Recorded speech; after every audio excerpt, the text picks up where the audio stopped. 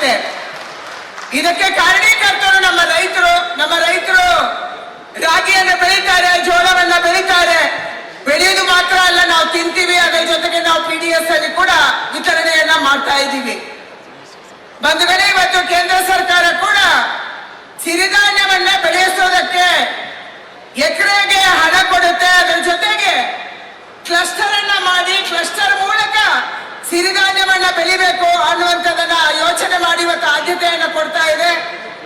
ಇವತ್ತು ನಮ್ಗೆ ಬೇಕಾಗಿರುವಂಥದ್ದು ಗುಣಮಟ್ಟದ ಸಿರಿಧಾನ್ಯವನ್ನ ನಾವು ಬೆಳಿಬೇಕು. ಕಳೆದ ಬಾರಿ ಕೂಡ ನಾನು ಚಲುವರಾಯಸ್ವಾಮಿ ಅವರು ಈ ಕಾರ್ಯಕ್ರಮವನ್ನು ಆಯೋಜನೆ ಮಾಡಿದಾಗ ಹೇಳಿದ್ದೆ, ಮಾನ್ಯ ಮುಖ್ಯಮಂತ್ರಿಗಳ ನೇತೃತ್ವದಲ್ಲಿ, ಹಿಂದಿನ ಸರ್ಕಾರ ಬೊಮ್ಮಾಯಿ ಅವರ ನೇತೃತ್ವದಲ್ಲಿ ಕೂಡ ನಾನು ಕೃಷಿ ಸಚಿವರಿದ್ದಾಗ ಹೇಳಿದ್ದೆ. ಅದು ಒಂದೇ ಮಾತಂದ್ರೆ ಇವತ್ತು ನಾವು ಗುಣಮಟ್ಟದ ಸಿರಿಧಾನ್ಯವನ್ನ ಬೆಳಿಬೇಕಾಗಿದೆ. ಕಳೆದ ವರ್ಷ ಉತ್ತರ ಪ್ರದೇಶ ನಮ್ಮ ಹತ್ರ ರಾಗಿಯ ಬೀಜವನ್ನ ಕೇಳ್ತು. ಆದ್ರೆ ನಾವು ಬೀಜ ನಿಗಮಗಳಿಗೆ ಮಾತನಾಡಿದಾಗ ನಮಗೆ ಎಷ್ಟು ಬೀಜವನ್ನ ನಾವು ಸಪ್ಲೈ ಮಾಡಬೇಕು ಅಷ್ಟನ್ನು ಮಾಡಕ್ಕಾಗಿಲ್ಲ. ಯಾಕಂದ್ರೆ ಗುಣಮಟ್ಟದ ರಾಗಿ, ಗುಣಮಟ್ಟದ ಜೋಳ, ಬೀಜಕ್ಕೆ ನಿಗದಿತವಾಗಿ ಬೇಕಾದಂತ ಜೋಳ ಮತ್ತು ಗೋಧಿಯನ್ನು ಬೆಳೆಸುವಂತ ರಾಗಿಯನ್ನು ಬೆಳೆಸುವಂತ ಅಗತ್ಯತೆ ಇವತ್ತಿದೆ. ಯಾರು ಬೀಜವನ್ನು ಕೇಳ್ತಾರೆ, ಸೀಡ್ಸ್ ಅನ್ನು ಕೇಳ್ತಾರೆ, ಅವರಿಗೆ ನಾವು ಸೀಡ್ ಸಪ್ಲೈ ಮಾಡಬೇಕು. ಇದರಿಂದ ರೈತರಿಗೆ ಅನುಕೂಲ ಆಗುತ್ತೆ. ಎರಡನೇದು, ಇವತ್ತು ವರ್ಲ್ಡ್ಗೆ ಬೇಕಾಗುವಂಥದ್ದು ನಾವು ಕೋವಿಡ್ ಸಂದರ್ಭದಲ್ಲಿ ನೋಡಿದ್ವಿ, ready to eat, ready to make food. ತಕ್ಷಣ ತಿನ್ನುವಂಥದ್ದು, ತಕ್ಷಣ ತಯಾರಿ ಮಾಡುವಂತ ಆಹಾರ ಪದಾರ್ಥಗಳನ್ನ ವರ್ಲ್ಡ್ ಕೇಳ್ತಾ ಇದೆ. ಇವತ್ತು ಅಪೇಡದ ಅಧಿಕಾರಿಗಳು, GDFTನ ಅಧಿಕಾರಿಗಳು ಇಲ್ಲಿ ಬಂದು ಕೂತಿದ್ದಾರೆ. ಬೇರೆ ಬೇರೆ ದೇಶಗಳಲ್ಲಿ ನಮ್ಗೆ ready to cook, ready to eat food ಕೊಡಿ ಅಂತ ಕೇಳ್ತಾ ಇದ್ದಾರೆ ಸಿರಿಧಾನ್ಯಗಳಲ್ಲಿ.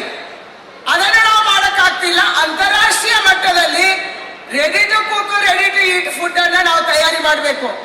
ಮಾನ್ಯ ಮುಖ್ಯಮಂತ್ರಿಗಳ ಹತ್ರ ನನ್ನೊಂದು ಇನ್ನೊಂದು ವಿನಂತಿ ಇದೆ. ನಾನು ಕಳೆದ ಬಾರಿ ಕೂಡ ಹೇಳಿದ್ದೆ, ಹಿಂದಿನ 2-3 ವರ್ಷದಿಂದ ನಾವು ಟ್ರೈ ಮಾಡ್ತಾ ಇದ್ದೀವಿ. ನಮ್ಮ ಎಕ್ಸ್ಪೋರ್ಟ್ ಇವತ್ತು ಇಂಡಸ್ಟ್ರಿ ಡಿಪಾರ್ಟ್ಮೆಂಟ್ ಅಲ್ಲಿ ಇದೆ. ನಮ್ಮ ಆಹಾರ ಧಾನ್ಯಗಳ, ಫ್ರೂಟ್,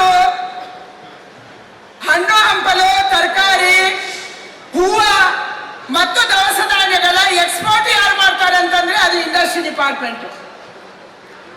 ಇಂಡಸ್ಟ್ರಿ ಡಿಪಾರ್ಟ್ಮೆಂಟ್ ಅವರಿಗೆ ಎಕ್ಸ್ಪೋರ್ಟ್ ಯಾವ್ದು ಆದ್ಯತೆ?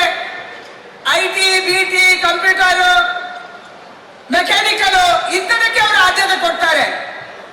ಆದ್ರೆ ಇವತ್ತು ಇಂಡಸ್ಟ್ರಿ ಡಿಪಾರ್ಟ್ಮೆಂಟ್ ಅಲ್ಲೇ ಕೃಷಿ ಇಲಾಖೆಗೆ, ಹಾರ್ಟಿಕಲ್ಚರ್ ಡಿಪಾರ್ಟ್ಮೆಂಟ್ಗೆ ಸಪರೇಟ್ ಆಗಿ ಒಂದು ಎಕ್ಸ್ಪೋರ್ಟ್ ವಿಂಗ್ ಅನ್ನ ನಾವು ಮಾಡಿದ್ರೆ ಕರ್ನಾಟಕ ರಾಜ್ಯದಲ್ಲಿ ಖಂಡಿತವಾಗಿ ನಾವು ಎಕ್ಸ್ಪೋರ್ಟ್ ಮಾಡಕ್ಕೆ ಆದ್ಯತೆ ಸಿಗುತ್ತೆ. ಇದರ ಪ್ರಯತ್ನವನ್ನ ನಾವು ಹಿಂದಿನ ಸರ್ಕಾರದಲ್ಲೂ ಮಾಡಿದ್ವಿ. ಶುರು ಆಗಿತ್ತು, ಫೈಲ್ ಮೂವ್ ಆಗಿತ್ತು. ನಮ್ಮ ಅಧಿಕಾರಿಗಳು ಇದನ್ನ ಮುಂದುವರಿಸಬೇಕು ಅನ್ನುವಂಥದ್ದನ್ನು ಹೇಳಿದ್ರು.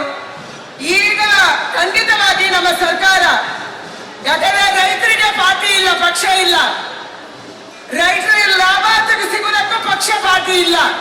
ಆ ಕಾರಣಕ್ಕಾಗಿ ಹಿಂದೆ ಮಾಡಿದಂತ ಆ ಫೈಲ್ ಅನ್ನ ಈಗ ನಮ್ಮ ಚಲುವರಾಯಸ್ವಾಮಿ ಅವರ ನೇತೃತ್ವದಲ್ಲಿ ಇಂಡಸ್ಟ್ರಿ ಡಿಪಾರ್ಟ್ಮೆಂಟ್ ಅಲ್ಲೇ ಎಕ್ಸ್ಪೋರ್ಟ್ ಮಾಡುವುದಕ್ಕೆ ಅಥವಾ ಸಪರೇಟ್ ಆಗಿ ಎಕ್ಸ್ಪೋರ್ಟ್ ಯೋಜನೆಗೆ ನಮ್ಮ ರೈತರಿಗೆ ಅನುಕೂಲವನ್ನು ಮಾಡಿಕೊಟ್ರೆ ಅವರು ಅಪೇಡ ಜೊತೆ ಕೇಂದ್ರ ಸರ್ಕಾರದಲ್ಲಿ ಆಹಾರ ಪದಾರ್ಥಗಳನ್ನ ಹೇಗೆ ಎಕ್ಸ್ಪೋರ್ಟ್ ಮಾಡ್ತಾರೆ, ಅಪೇಡದ ಮೂಲಕ ಆಗುತ್ತೆ. ಅಪೇಡ ಕೇಂದ್ರ ಸರ್ಕಾರದ ಸಂಸ್ಥೆ. ಈ ಅಪೇಡವನ್ನ ಈ ಸಂಸ್ಥೆ ಜೊತೆ ಜೋಡಿಸಿದ್ರೆ ಖಂಡಿತವಾಗಿ ನಾವು ಎಕ್ಸ್ಪೋರ್ಟ್ ಮಾಡಕ್ಕೆ ಅನುಕೂಲ ಆಗುತ್ತೆ. ನಮ್ಮ ಯಾವ ರೈತರು ಇಲ್ಲಿ ಕೂತಿದ್ದಾರೆ, ಹೆಚ್ಚು ಆಹಾರ ಧಾನ್ಯವನ್ನು ಬೆಳೀತಾರೆ, ಹಣ್ಣು ಬೆಳೀತಾರೆ, ತರಕಾರಿ ಬೆಳೀತಾರೆ, ಹೂವು ಬೆಳೀತಾರೆ, ಇದನ್ನ ನಾವು ಬೇರೆ ದೇಶಕ್ಕೆ ಎಕ್ಸ್ಪೋರ್ಟ್ ಮಾಡಕ್ಕಾಗುತ್ತೆ. ಬೇರೆ ಬೇರೆ ದೇಶದ ರಾಯಭಾರಿ ಕಚೇರಿಗೆ ನಾವು ಹೇಳಿದೀವಿ, ಆ ದೇಶಕ್ಕೆ ಯಾವುದು ಬೇಕು ಪಟ್ಟಿ ಮಾಡಿ, what they want, make a list. ಅಂದ್ರೆ ಆ ದೇಶಕ್ಕೆ ಬೇಕಾದಂತ ಆಹಾರ ಪದಾರ್ಥಗಳನ್ನ ಅದು ಯಾವುದು ಬೇಕು, ಹೇಗೆ ಬೇಕು, ಇದನ್ನ ಪಟ್ಟಿ ಮಾಡಿದ್ರೆ, ಪಟ್ಟಿ ಮಾಡಕ್ಕೆ ಈಗ ಶುರು ಮಾಡಿದ್ದಾರೆ. ನಮ್ಮ ರಾಜ್ಯದ ರೈತರಿಗೆ ನಾವು ಅನುಕೂಲ ಮಾಡಕ್ಕೆ ಸಾಧ್ಯ ಆಗುತ್ತೆ. ಖಂಡಿತವಾಗಿ ಈ ಸಾವಯವ ಮತ್ತು ಅಂತಾರಾಷ್ಟ್ರೀಯ ವಾಣಿಜ್ಯ ಮೇಳದಲ್ಲಿ ಸಾವಯವ ತುಂಬಾ ಅಗತ್ಯ ಇದೆ. ನಾನು ನಿನ್ನೆ ಮೇಘಾಲಯದಲ್ಲಿದ್ದೆ. ನಾರ್ತ್ ಈಸ್ಟಿನ ಎಲ್ಲ ರಾಜ್ಯಗಳಲ್ಲಿ ಏನು ಬೆಳೀತಾರೆ ಅದೆಲ್ಲವೂ ವಿದೇಶಕ್ಕೆ ಹೋಗುತ್ತೆ. ಯಾಕೆ? ನಾರ್ತ್ ಈಸ್ಟ್ ಅಲ್ಲಿ 100% ಸಾವಯವ ಬೆಳೀತಾರೆ, ನ್ಯಾಚುರಲ್ ಬೆಳೀತಾರೆ, ನೈಸರ್ಗಿಕ ಬೆಳೀತಾರೆ. ಅದಕ್ಕಾಗಿ ಅಂತಾರಾಷ್ಟ್ರೀಯ ಕಂಪನಿಗಳು ಬಂದು ಬೆಳೆಯುವ ಮೊದಲಲ್ಲಿ ಕೂತಿರ್ತಾರೆ ನಮ್ಗೆ ಕೊಡಿ ಅಂತ ಹೇಳಿ. ಈ ಕಾರಣಕ್ಕಾಗಿ ಸಾವಯವ ಮತ್ತು ಸಿರಿಧಾನ್ಯಕ್ಕೆ ಹೆಚ್ಚಿನ ಆದ್ಯತೆ ಕೊಡುವಂತದ್ದು ಇವತ್ತೇನು ಸರ್ಕಾರಗಳು ಕೇಂದ್ರ ಮತ್ತು ರಾಜ್ಯ ಸರ್ಕಾರ ಮಾಡ್ತಾ ಇದೆ. ಇದನ್ನು ಮುಂದುವರಿಸಬೇಕು.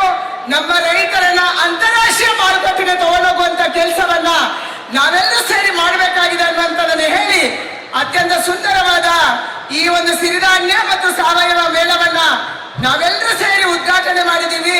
ಇದರ ಲಾಭ ನಮ್ಮ ರೈತರಿಗೆ, ಸ್ಪೆಷಲಿ ಫುಡ್ ಪ್ರೊಸೆಸಿಂಗ್, ಇದರಲ್ಲಿ ಫುಡ್ ಪ್ರೊಸೆಸಿಂಗ್ ಆಗ್ಬೇಕಾಗಿದೆ, ವ್ಯಾಲ್ಯೂ ಅಡಿಷನ್ ಆಗ್ಬೇಕಾಗಿದೆ. ಇದನ್ನು ಮಾಡುವಂತ ದಿಕ್ಕಿನಲ್ಲಿ ನಾವೆಲ್ಲರೂ ಒಟ್ಟು ಸೇರಿ ಮಾಡೋಣ ಅನ್ನುವಂತ ಮಾತನ್ನ ಹೇಳಿ ಅಂತಾರಾಷ್ಟ್ರೀಯ ಸಿರಿಧಾನ್ಯಗಳ ಏನು ವರ್ಷವನ್ನ ಆರಂಭ ಮಾಡಿದ್ದೀವಿ, ಇದರ ಲಾಭ ಜಗತ್ತಿಗೂ ಸಿಗ್ಬೇಕು, ನಮ್ಮ ದೇಶಕ್ಕೂ ಸಿಗ್ಬೇಕು, ನಮ್ಮ ನಾಡಿನ ರೈತರಿಗೂ ಸಿಗ್ಬೇಕು. ಈ ದೃಷ್ಟಿಯಿಂದ ಎಲ್ಲರಿಗೂ ಅನುಕೂಲ ಆಗಲಿ ಅನ್ನುವಂತ ಪ್ರಾರ್ಥನೆ ಮಾಡಿ ನಿಮ್ಮೆಲ್ಲರಿಗೂ ಕೂಡ ವಂದನೆಯನ್ನು ಸಲ್ಲಿಸಿ ನನ್ನ ಮಾತು ಮುಗಿಸ್ತೀನಿ. ನಮಸ್ಕಾರ. ಜೈ Hind. I extend my heartfelt gratitude to the Jharkhand, to the government of Karnataka for ornamenting such a great occasion. And I feel privileged to be in this great state of India.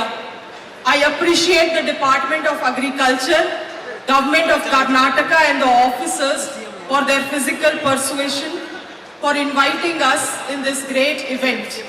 As a matter of fact, Karnataka and Jharkhand share a lot of commonalities, especially when it comes to the grain, the special grain millet. It is understood that since ancient time millets were grown, and Karnataka and Jharkhand are among the leading state in millet production. It is also a matter of pride for the whole country that indigenous people, the tribals of these two states, are still leading the cultivation of millets. I personally take pride in this as I belong to the tribal community of the Uraons of Jharkhand, and millet has always been the staple part of our diet. Millet, once seen as a food of the poor, is now being the most appreciated grain and is being most sought after grain of the world. However, with time and again we have seen that how rice and wheat has replaced the millets in our plates. But however, considering the importance of millet in our diet, for our health, for the importance of countering the climatic challenge, it is important for all the responsible government to focus in millet cultivation, and especially in order to balance the over dependency of our population in the grains like rice and wheat. This initiative is not only helpful for us but also for the coming generations that will be here to witness this great revolution. I think Karnataka and Jharkhand as a state can come together to help the farmers, especially the farmers that are shifting towards millet cultivation, and provide a more stronger market for these farmers. Jharkhand also as a state is focused towards strengthening this millet revolution, and for increasing the millet production in our state, we have designed a policy, Jharkhand Millet Mission, which was launched in 2024 to 25, where farmers are giving incentives of rupees 3,000 per acre up to 5 acre for taking up cultivation of millets in their land. Besides this, we have lot more focus on FPOs that are connected with millet production. There will be a huge role of the various institutions in the coming time, like ICR, IMR, state represented, state universities, KVKs, etc., to help the extension functionary become more strong so that we can train our farmers for this new market and to cater this developing market. I am also pleased to inform you all that Jharkhand's Ragi revolution has recently become the case study for Harvard Business School. There is a small district in Jharkhand called Gumla, and it's a tribal district, and today it has undergone